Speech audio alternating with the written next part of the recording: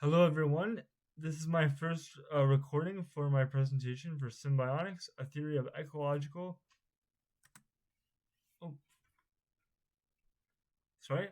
Uh, this is my first presentation for Symbionics, a theory of ecological industrial symbiotic engineering, or a vision for a planetary science of regenerative biomimetic bionic urban and industrial symbiotic prosthesis or prosthetics, whichever you prefer.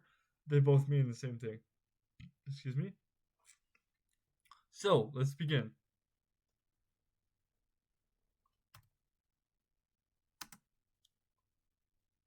Hold on. If I can get it to go.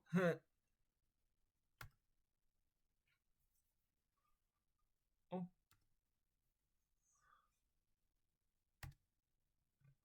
hold on a second. Of course.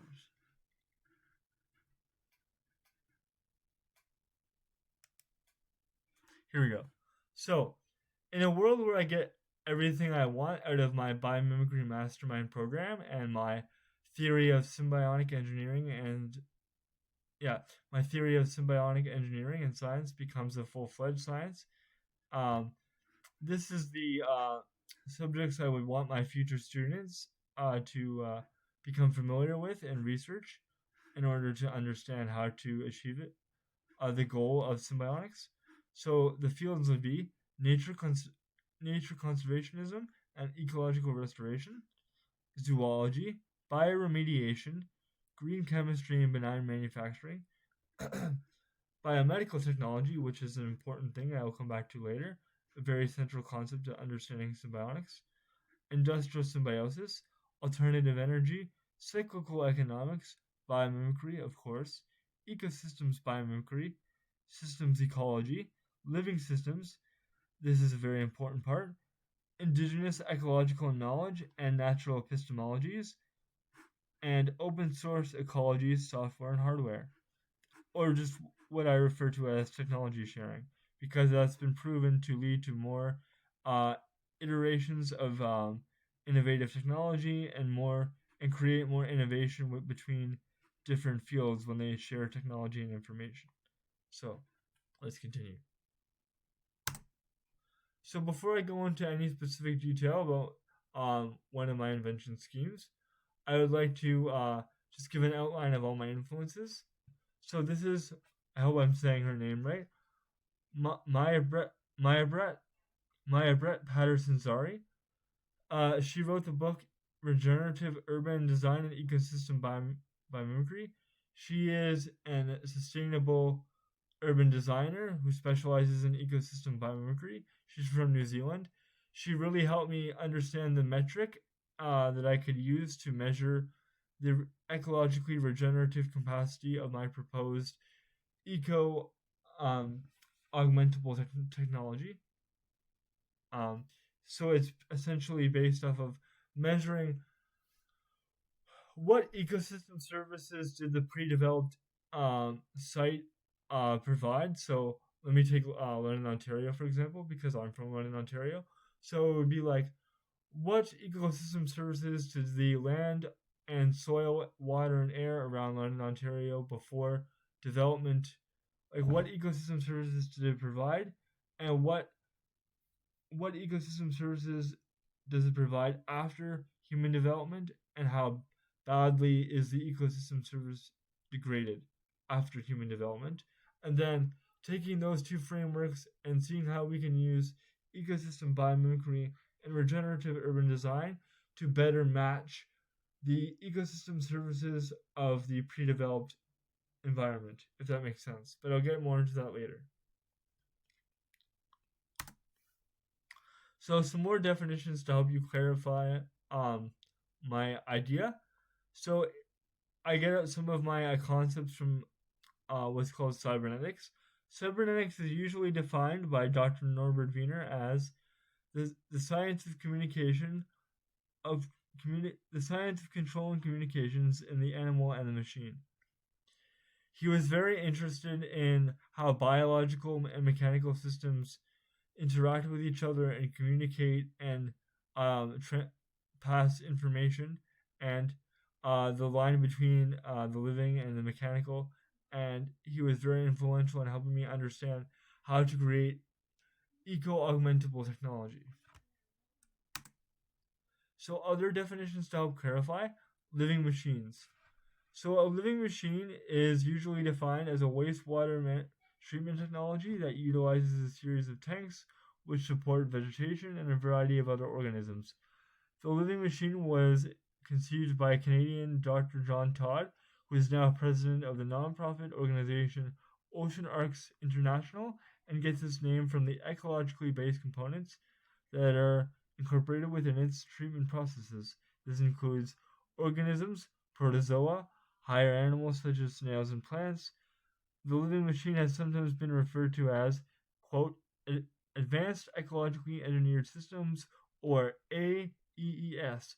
The living machine is now designed and marketed by Living Machines Incorporated of Taos, New Mexico. Source: EPA wastewater management systems. So this is up here is a picture of Dr. John Todd, and this is just an illustration of a living machine wastewater management system. Now, as you can see, this is already kind of halfway to the eye of my idea of an eco-augmentable technology. But let's continue. So, other definitions to help clarify my influences. This is philosopher Murray Bookchin. He is the founder of social ecology. Social ecology is a school of thought that calls for the replacement of unjust hierarchical relationships in human society, which he believed that were ingrained in capitalism, and replace them with decentralized small scale communities, and systems of production. Now, I don't agree with everything Bookchin says about the relationship between humans and the environment, but he was very influential for me to help understand how humans aren't separate from nature and we're a part of it, and how we over mechanize nature, and that the metaphor of mechanizing nature is just that. It's just a metaphor, and how we should be very weary on mechanizing the organic and natural world, because in some ways the natural or organic and the mechanical aren't really comparable in some respects, but are in others. And in some ways, the natural world and the organic world is much more advanced than the mechanical world, simply because life has had almost roughly 14 billion years to figure out designs and solutions, as biomimicry has told us. And just one brief thing: I don't necessarily agree with Butch on. I don't think it's necessarily a matter of scale. I think my technology could be scaled to a large degree, but the question of large versus small scale is very inconsequential. It just depends on the context. So let's continue. Oh, so solar punk. So why am I bringing up solar punk? Solar punk is an imaginative branch of alternative green technology and urban design, inspired by ecology or sustainable themed science fiction.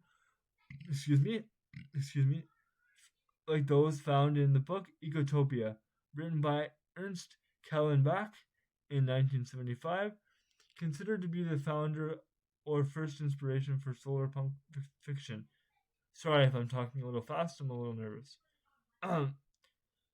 Just as with steampunk and atom punk, solar punk asks us to imagine an alternative route for science and technology to create a new form of urban and technological society. So one example, of course, would be steampunk. A typical steampunk um, scenario would be like, what would happen if our technological infrastructure in society was based around the technology designed by Charles Babbage, who designed many different steam-propelled technologies before in the early Industrial Revolution, or in Adams Punk's, or in, excuse me, in Adam Punk's case, what would have happened if we had pursued nuclear energy as the primary energy source for industrial and technological society? How would technology have developed from there? I don't think that is a wise idea ecologically. It's just another form of alternative science and engineering um, imagination exercise, if you will. So I'm bringing this up because Even if many of the concepts presented in solar punk science fiction literature and artistic designs aren't actually technologically or scientifically feasible, it can still help us to imagine new forms of green or sustainable technology that are more advanced or are in better equilibrium with their natural environment and don't exceed its capacity.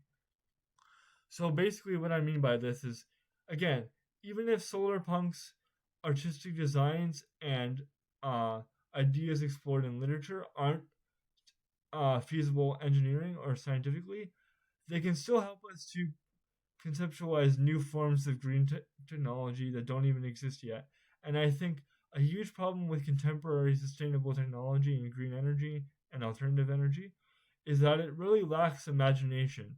And that's why I think it's kind of running into a dead end almost, or runs the risk of running into a dead end.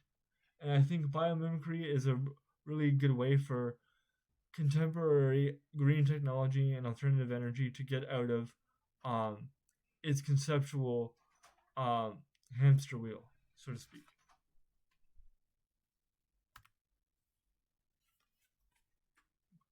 1 second.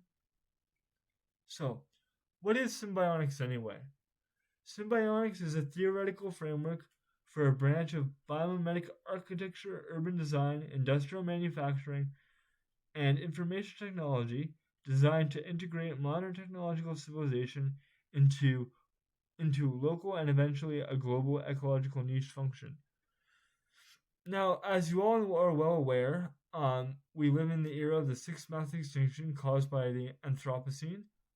Um, and I believe at its most basic level, this is happening because our technological and industrial society isn't regenerating whatever it takes out of the ecosystem, or to put it more simply, putting back or it's not putting back whatever it takes out of the ecosystem.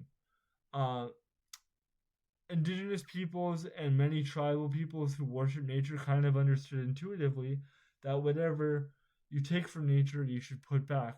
You can't just have a take and take and take relationship with nature, but it has to be give and take. So here we're living in ego, where we think humans are the top of human evolution, when actually, in a proper ecological framework, we should see ourselves as just a culmination of hundreds of millions and billions of years of natural evolution, along with other species that have developed the capacity for intellectual analysis and complex emotions, just like we have. Uh, Sorry, so let's continue.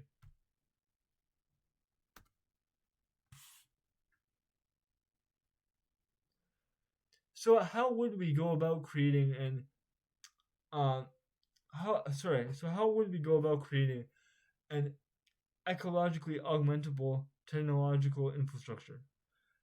This is this would be achieved by what I call integrating the technosphere or urban technosphere into the biosphere. So these pictures are not meant to be an exact illustration of how it would look. It's just to help you understand through visual aid what I mean. So this is a picture of Brampton, Ontario, a forest in Ontario. What we need to do is take this urban environment and uh, basically integrate it into the entire ecosystem on every level to create a balanced and natural equilibrium ecological society that still has advanced technology and industry.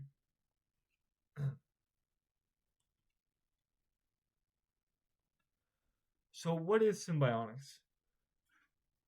Symbiosis is defined in the Encyclopedia Britannica as, quote, any or any of several living arrangements between members of two different species, including mutualism, communalism, and parasitism, both positive, beneficial, and negative, to harmful. Associations are therefore included. Their members are called symbiotes. Any association between two species of populations that live together in a symbiotic, whether a species benefit, harm, or have no effect on the other. So basically, any relationship between members of different species, whether plant or animal, that help each other survive for no immediate um, short-term survival instinct. So this can include. So up here we have birds that eat the barnacles off of the barnacles and insects and other parasites off the backs of hippos. That's an example of a symbiotic relationship because the birds get something to eat the hippopotamus's skin is much more healthier in turn, and the overall health of the uh, hippopotamus is increased by just that relationship, or the likelihood of its overall health. Another example would be how mushrooms and mycelial networks deliver nutrients and chemical information to trees, and they can even help heal broken tree stubs and trees. Um, that's also a relationship of a symbiotic relationship. Excuse me. And what I have here is two illustrations of bionics. So bionics is defined as the science of constructing artificial systems that have some characteristics of living systems. Bionics is not a specialized science, but an interdisciplinary science with a specialized goal in mind. It may be compared with cybernetics. Bionics and cybernetics have been called the two sides of the same coin. Both use living models of living systems. Bionics in order to define new ideas for useful artificial machines and systems. Cybernetics to seek the explanation of living things' behavior. Um, so basically, what I mean by eco augmentation is basically so to break it down in the most simplest way that I can, an eco augmentable technology or symbiotic technology would be a technology that could pass material and information directly to and from an organism or ecosystem. So you see how the electrochemical signal in the form of the muscular tissue and the nervous system is translated into a electrical signal that is translated into a computer signal that translates it turns the actuators and translates that into motion, basically taking advantage of what um, certain neurobiologists have called the ghost phenomenon of ghost neurons, of people who have lost their limbs but still feel the movement of their limbs. I hope what I just said made a lot of sense.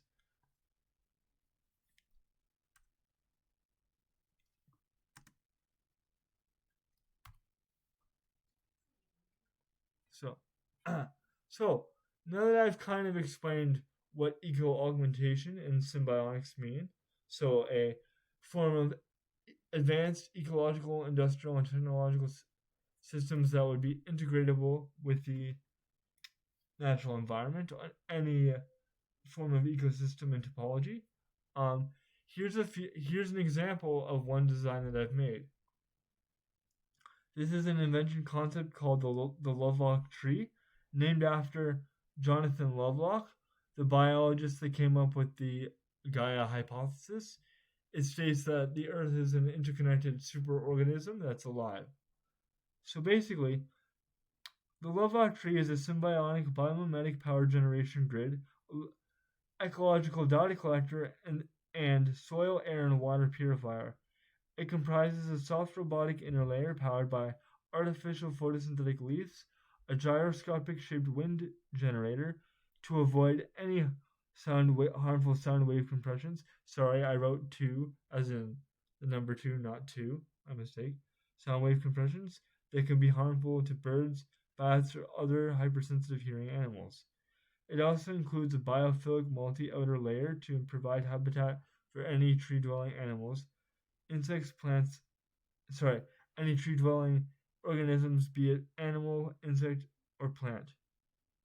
So at the bottom here is a drawn illustration of my Lovelock tree, or what I used to call the Promethean tree before I refined its design. So these are the artificial photosynthetic leaves, or the bionic leaves, as they've been called. It would run off artificial photosynthesis. This is a wind gyroscope to capture wind energy. Uh, and these two tanks here represent hydrogeothermal energy that can either be uh, pumped through, e- uh, created by connecting it to an aquifer in the ground and creating a small turbine to propel through hot water and cool water pressure differentiation through the creation of steam. I know I grossly simplified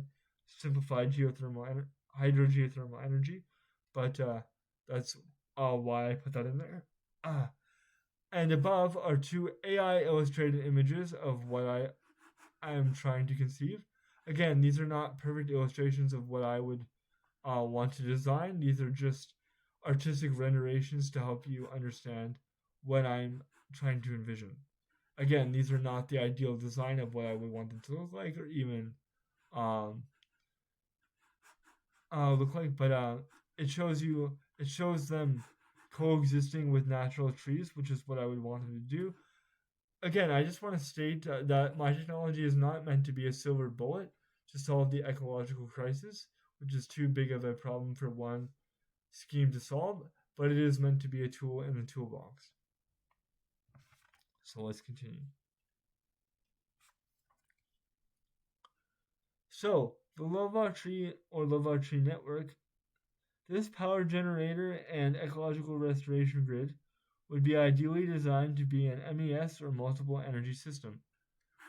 Now, I won't get into the thermodynamics of multiple energy systems, it's a little complicated, but basically, as long as you don't create too much thermodynamic buildup in the form of heat, and you can dissipate any heat buildup in the system by creating adequate enough ventilation, multiple energy systems should be viable.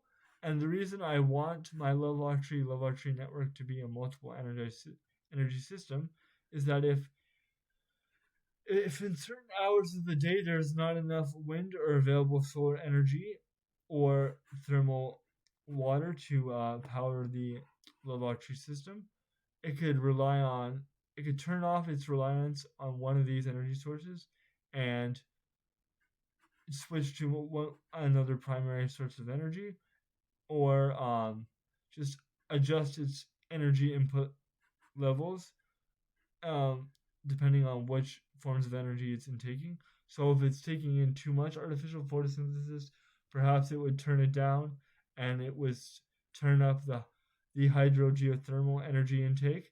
And to avoid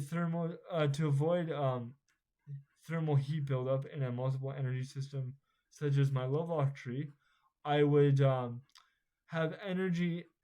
Sorry, excuse me. I would have energy. Sorry, I would have any extra energy that's built up in the Lovelock tree be siphoned off into rechargeable batteries. Um, so I'll keep going. So I'll just say a brief quote here from Neil deGrasse Tyson. If we could just tap 1% of their power of wind and waves, we would have enough energy to run our civilization. And more solar energy falls on the earth in 1 hour than our entire civilization consumes in 1 year. If we could just harness a tiny fraction of the available solar wind power, it could supply all our energy needs forever, and without adding any carbon to the atmosphere. And below is just an equation for photosynthesis and artificial photosynthesis. Um, here, here you see. This is a diagram of natural photosynthesis and artificial photosynthesis. Now, ideally, because my Lovelock tree and Lovelock tree network would have a soft robotic mechanical inner layer and biophilic outer layers, I would like it to ideally run off natural and artificial photosynthesis. So, right to the right here is a bionics or the silk biotech leaf developed by biomimicry Julian Melachori. I hope I'm saying that right. It's made out of chloroplast or cytoplasm encased in silk proteins, and it's already been proven to uh, it's already been proven to create artificial photosynthetic reactions to a very high degree, in some cases even higher than natural photosynthesis. And below here is just another AI generated illustration of my love tree system. It's it's again it's not an exact picture or diagram or technical schematic of what I would want it to look like, but it does serve just to illustrate what I mean. Um, so yeah, and I would also, if it couldn't run off entirely off of artificial photosynthesis and natural photosynthesis, I wouldn't be opposed to augmenting it with solar panels. Now that there are more less toxic mineral based solar panels, like the cellular membrane based solar panels and the translucent based solar panels that were developed in Japan. There's also solar panels in Japan that I heard that are actually able to harness solar energy from moonlight. So that's how good they're getting. But ideally, I would prefer to run off of artificial and natural photosynthesis because photovoltaic cells are rely on heavy minerals. I'm sorry, rare minerals and heavy metals, many of which are toxic in the natural environment. So yeah, and let me keep going. So geodesic wind power. So in a jungle rainforest, in a forest, rainforest or jungle environment, it is hard to create a lot of wind energy and to access it without harming the natural environment. There are two reasons for this.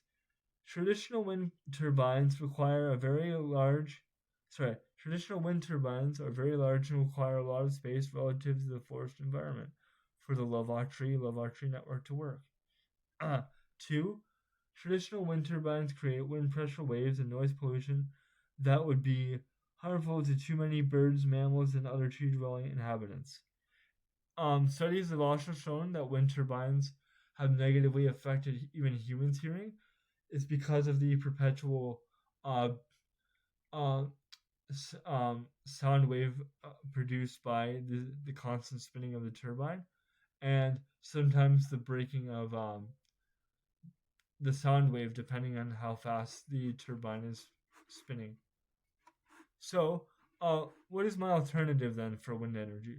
Well, I would be willing to wager that by taking a geodesic wind spinner like these two, just the basic shape or design of a geodesic wind spinner, if you were to take a small mechanized motor, maybe powered by a small rechargeable battery or solar battery, I would be willing to wager that it would capture more energy than traditional wind turbines because it has multiple components spinning in more directions than just one. So this would allow for a geodesic wind power system or design to change direction with the wind, whichever way the wind is going. That's a huge technical flaw in a lot of turbines. The traditional wind turbines have to generally go with what direction the wind is going. Um, so yeah, and this picture here is a picture of a binary tree or ficus benganalysis. Sorry, Greek scientific Greek words are hard to say. It is a tree specimen. It is a tree species native to India and the Indian subcontinent. It grows aerial roots that reach high for the sunlight until gravity pulls them down and reaches down deep into the soil to give the tree more of a sturdy foundation. This would be so creating a lovelock tree uh, design inspired by the banana tree would be advantageous, not only for wind energy collection, but also if you were going to have a lovelock tree and lovelock tree network in a very windy environment or tropical environment that is very susceptible to wind storms, like the Pacific Islands or the Caribbean Islands. So let's keep going. So a secondary or third primary power source would be hydrogeothermal energy, as I alluded to earlier. This is just a basic illustration of hydrogeothermal energy. Now, I don't have a way to pump. I don't as yet have a redesign of how to create a biomimetic approach to pump uh, cold water to push up warmer water to create hydrogeothermal power.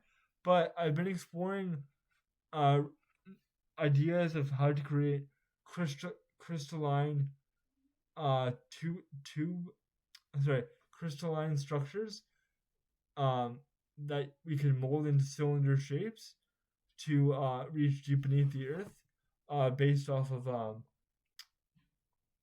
um, crystals found deep in the Earth's crust that are formed uh, by massive pressure and heat. Um, the advantage of that approach of a crystalline cylinder over a metal or aluminum cylinder, if that's what's actually used in a geothermal power plant, is that it could better withstand the pressures of a underground water reservoir because a natural organic crystal like those found in the, the Earth's crust are already formed by high temperature and pressure.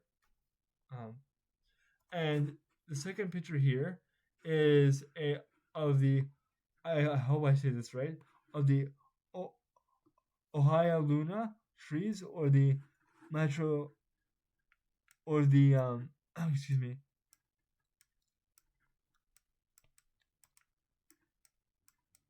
This is being very difficult. Just give me a second here. Or the Matriolus polymorphia, the native lava rock trees of Hawaii and other parts of Polynesia. This could serve as an inspiration for the lava tree network variation to regenerate ecosystems around volcanic eruption and wildfire affected forested areas, as well as possibly withstand high thermal temperatures. So, so by looking at how the Ono Luna tree of Hawaii and other parts of Polynesia, including New Zealand, thrives in volcanic soil, it could better uh, give us inspiration on how to create lava trees and lava tree networks to withstand volcanic environments to better utilize geothermal and hydrogeothermal energy. And below here is an equation for the average or medium for stored energy in a reservoir. There's a few equations that represent this, but the most basic one is M, or mass of water metric measured in um, cubic metric tons, I believe. So the mass of water times the height or median of the bison height. Let's continue.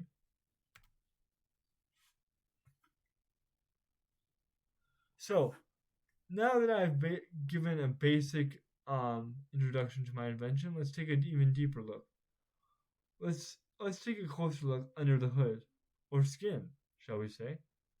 So over on the left hand side are two pictures of soft robotics, and over on the right hand side are two illustrations of biophilic design. So why soft robotics and biophilia together? Soft robotics is a biomimetic approach to robotics design that relies less on traditional robotic or mechanical hardware, replacing it with softer, lighter, and reusable materials that are less harmful to the environment than purely metal or silicon based mechanical or robotic components, that are usually made from rare minerals, toxic metals, and typically require more energy to run than soft robotic approaches. This is because many of its mechanical components rely on air and water pressure based actuators and other moving parts. 2. Biophilic design refers to the integration of a natural ecosystems and organisms, in some instances into the human built environment, be it architecture or general infrastructure. The advantage of integrating biophilic design with soft robotics together for any biomimetics, robotics, or machinery would be that it would actually create the conditions to not only be less harmful or sustainable with the environment, but to actively interface with it directly. So um, to create that eco augmentability that I spoke about earlier.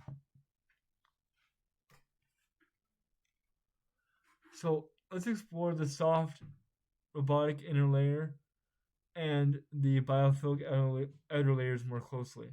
So again, these are just artistic representations, not what I would want the actual design to look like. This is an AI generated images, generated image, excuse me. Again, not meant to encapsulate what the actual design would be or technical schematic. It's just an artistic rendering to help you understand. So a mechanical tree combined with a living tree equals a lava tree. So a bio so going more into the advantage. A biophilic layer or layers of a lava tree system would serve to allow for the growth of plant, mycelium, moss, and other biophytes. I hope I'm saying that right. That's just organic life forms that can grow on inorganic surfaces, as well as varying types of insects and fauna like tree dwelling mammals and birds. The creation of a biophilic outer layer could involve using 3D printed methods to print out living cells of cellulose and or bark. Perhaps a thin granite or limestone layer separating the soft robotic layer and the biophilic outer layer could be added as a form of protection for the mechanical components from the wildlife.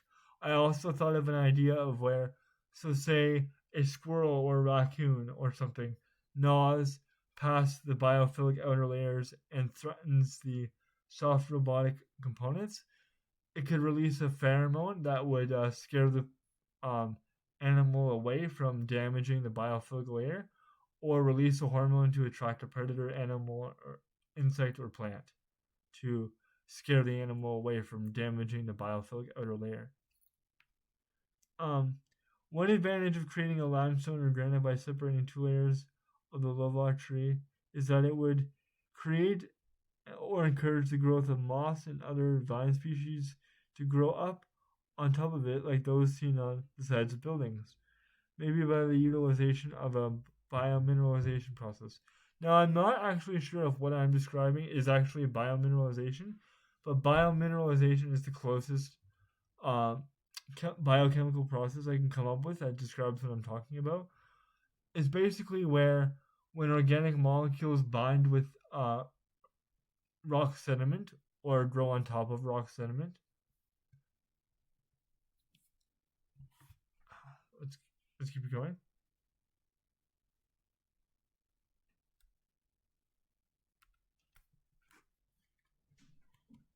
So let's go even deeper. The organic and soft robotic root systems. The soft robotic root systems of the lava tree and lava tree network would be connected to waste management and sewage systems. Excuse me, in the urban and built environments to be purified by the biophilic layers and by artificial photosynthesis and the surrounding natural photosynthesis as well as the general biodegradation in the immediate surrounding ecosystem.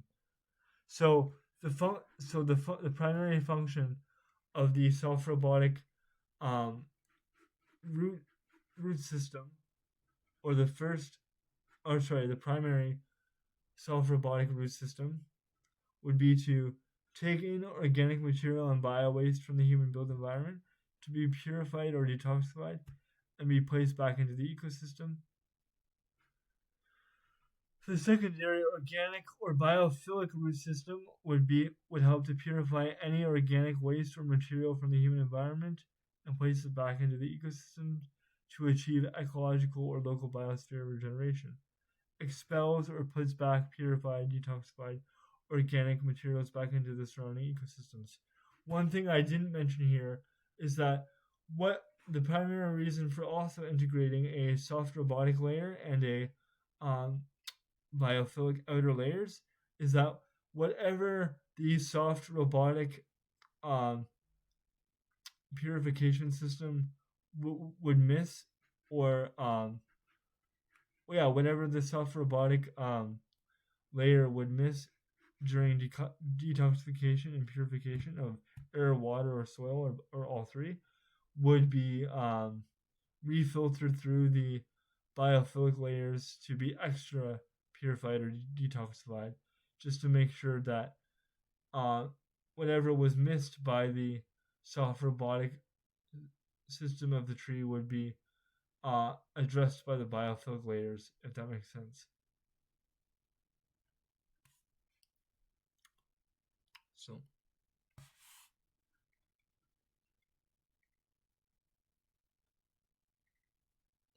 so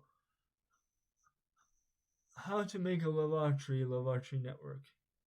The materials necessary and desired to potentially create, or what I call assisted self-assemble, a laboratory network are biopolymers, conductive nanofiller biopolymers, biomaterials such as cellulose, nanoglucose, glycogen, uh, gliadine, cytosine, polylactic acids, etc.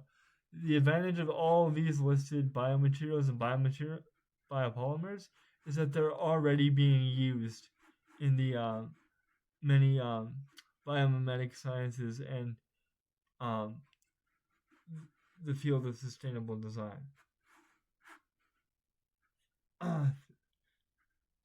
And two, organic electronics. Um, According to the global electronic organic electronics market, opportunities and forecasts for growth between 2020 and 2027 for the global electronics market is expected to reach 159.1 billion by 2027. So that's a pretty significant financial opportunity for investment should the opportunity arise. Um, and the advantage of having organic electronic components as opposed to regular electronic components is almost all the material used in organic electronic materials is completely biodegradable, and if not, it's completely reusable back into its base components.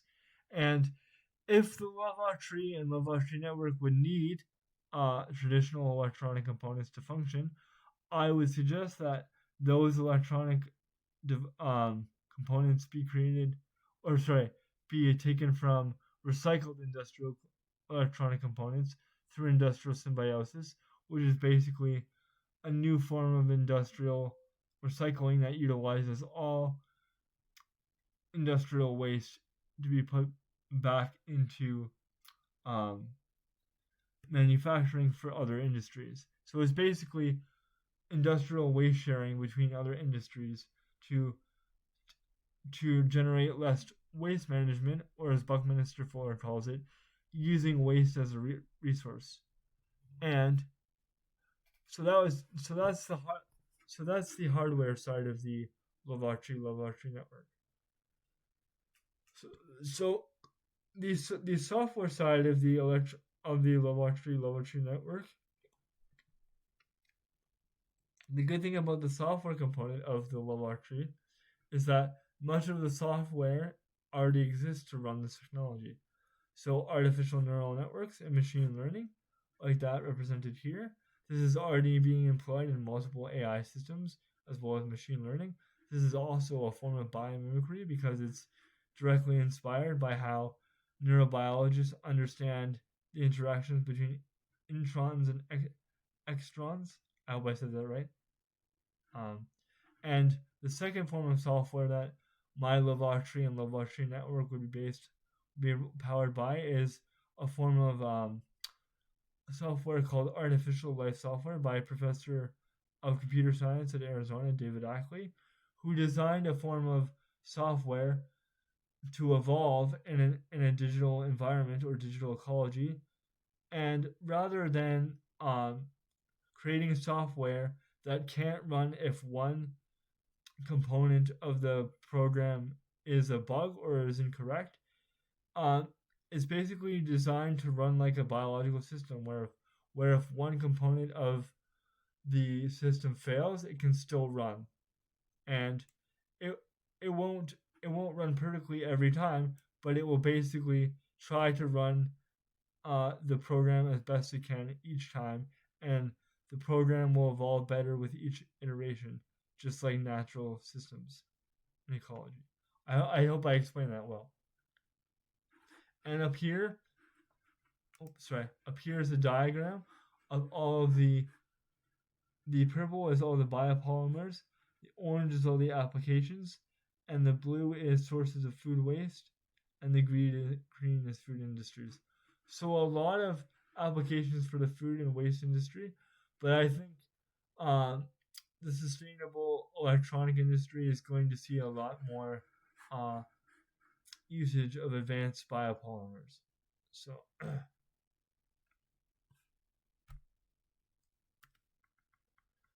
so Symbionics, the macro versus the micro scales. So I'm going to go off on a little bit of a tangent and say that before I took the biomimicry mastermind program, one of the things that I struggle with most is my bias towards thinking about big ideas first. I'm a very big ideas person, and I struggle to break those concepts down to a smaller scale, which is important if you want to make your engineering work. So, um, through concepts like the adaptive cycle, I've been able to approach of how would I make my design work for symbionics or eco augmentable technology to work on a small scale. And I have often described my creative process for innovative design regarding inventions in design fiction as, quote, using imagination to write the sentences of my conceptual designs, but using science and engineering to fill in the grammar. This means that I don't have all of the technical knowledge necessary to master this field on my own, but I'm using my imagination to describe what I'm trying to envision and fill in the blanks or grammar with as much science and engineering as I can learn in one lifetime. So this is a representation of the macro scale, red wood trees, very large, and just an electron microscope of a plant cell representing the small scale, microverse, and the adaptive cycle. And again, as I said here, I struggle with applying my concept on a smaller scale because of how broad my theory of symbiotics is. However, thanks to concepts like the adaptive cycle and utilizing creative releases, I now have had a major conceptual breakthrough how to make all my proposed technologies more interactable with the natural environment and biosphere, and thus feasible. Whoops.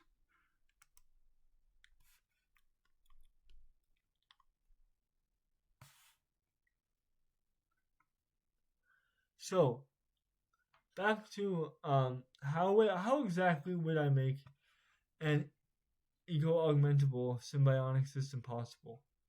Well, uh, to achieve this, I would first have to achieve it on a small scale, and I finally figured out how I could possibly achieve this on a small scale. But before I do, I would like to bring up a quote by Michael Pollan. There's something inherently problematic in the framing of sustainability that implies that the best you can aspire to is neutrality. Anything less than that is just part of a degenerative downward cycle. So, what he basically meant was that sustainability is not enough. If we want to rein in all of the negative effects of our global industrial and technological civilization, we have to start thinking about adoption and complete symbiosis. Sustainability just implies doing less damage. We don't want to do less damage. We want to reverse the damage we've already done while providing for human needs at the same time. So, what would it take for industrial technology, be it mechanical or robotic, to be bionic with the surrounding ecosystems and environment? Using a biomimetic lens, I realized that the most common evolved methodology to create a medium for exchange for materials and information between different living systems is the cellular membrane, be it eukaryotic or prokaryotic, plant or animal. The exciting thing about this proposed design concept is that the exciting thing about this proposed design concept is that much of the technology for artificial cells and artificial cell membranes already exists. Much of many of the sorry, excuse me, many of which are already made of out of biopolymers and biomaterials that are fully biodegradable properties. So here's a diagram of a basic cellular membrane diffusing material and expelling material across the membrane. So nature has evolved all these different ways of using the same material to create cells, to create all different kinds of cellular layers with different functions. So here you see the connective tissue, muscular tissue, epith I can never say this right, epithelial tissue, and nervous tissue. The cool thing about all these different layers of tissue is that they're all made of the same material, the same 4 or 5 basic elements, but all radically have different functions but still can connect with each other via embryonic cells and nervous cells. And much of the technology to create a artificial eco-industrial cellular interface membrane already exists within biochemical sensors. So here it says, a biochemical sensor is a device which is compatible by converting a chemical or biological quantity into electrical signal. Excuse me. Interaction of chemical species represented by X with the sensing material M may be described as X times M. X times M is how you achieve the sensitivity of a chemical sensor depends on the nature of the reaction mechanism. So that's just a basic equation representing how a biochemical input becomes an electrical signal output. So how I imagine the basic component of a eco-industrial cellular membrane interface is it would pick up a biochemical pheromone or signal, translate it into an electrical signal when it passes the membrane into the physical technology, and convert it into an electronic signal and then a computer signal. At the bottom is a representation of a artificial membrane that's already being developed. And here are living organisms and artificial cells. I don't have a sketch yet of a eco-industrial interface membrane, but I will be working on one soon. The cool thing about this is I've already thought of a way to apply it. So I thought of attaching a hypothetical Lovelock tree that would be about half the size of a normal one to a tree stump, and tree stumps are actually alive. So the best way to test if it would be eco-augmentable would be to attach it to a tree stump, see if it can exchange material between the tree stump and the Lovelock tree between the membrane, and see if it can regenerate and keep the tree stump alive and help regenerate trees around it in its forested environment. Again, the Lovelock tree and Lovelock tree network is not meant to be a silver bullet nor a replacement for natural trees. It is meant to coexist alongside natural organic trees and in forests and alongside more greened or biophilic urban human built environments, or both, I should say. All right, so this comes to my biggest point is that sustainability really isn't enough. What we need is full-scale symbiosis. And I know a lot of deep ecologists, for very good reasons, are skeptical of the idea that we can take an advanced technological industrial society or civilization and make it completely ecologically sustainable and in equilibrium. But I actually think it is possible because that question has never really been explored, experimentally or theoretically.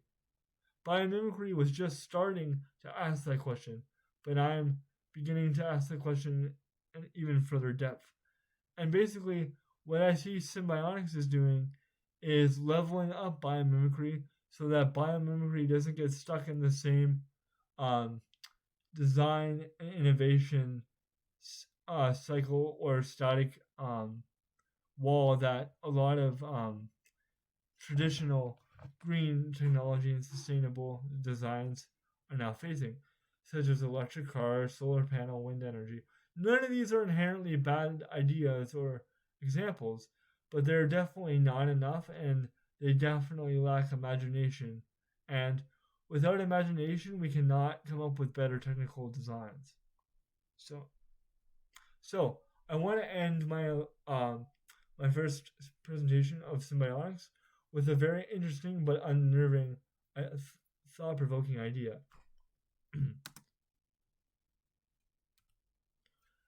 Fermi paradox, anyone? So, there are many proposed solutions to Dr. Enrico Fermi's paradox of the so-called Great Silence. I call this one the symbiosis solution.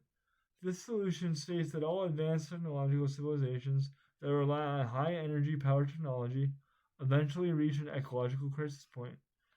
If they don't figure out how to make their advanced technological industrial society harmonious or symbiotic with their terrestrial ecologies,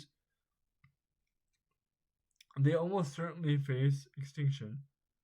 This proposed solution to the this proposed solution that the advanced alien civilizations that survive are the ones that harmonize with their planet's ecosystems on a planetary scale through technological ecological interface symbiosis, or what I've recently begun to call eco augmentation.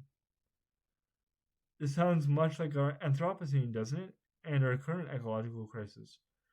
So it's my theory that maybe a solution to the Fermi paradox is that maybe the reason why advanced alien civilizations go extinct before they can communicate with other ones is that their high powered energy technologies become so alienated from the natural environment and separated from the natural environment that they degrade their natural environments, much like we're doing to our own, and they reach an ecological crisis point where they're forced to adapt or basically go extinct because they've exceeded the natural capacity of their ecosystems to regenerate.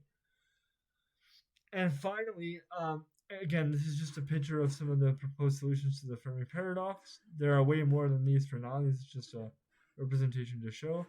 Here's Enrico Fermi, picture from the James Webb Telescope, and basically our fate before us. Will we adapt and create a new symbiotic paradigm, or will we just keep destroying our planet until we go extinct? So, if we're going to the if we're so finally, if we're in the midst of the Anthropocene, I suggest that you guys take seriously my proposed design concept so that we can move toward what I call the Anthro-Symbiocene. Thank you.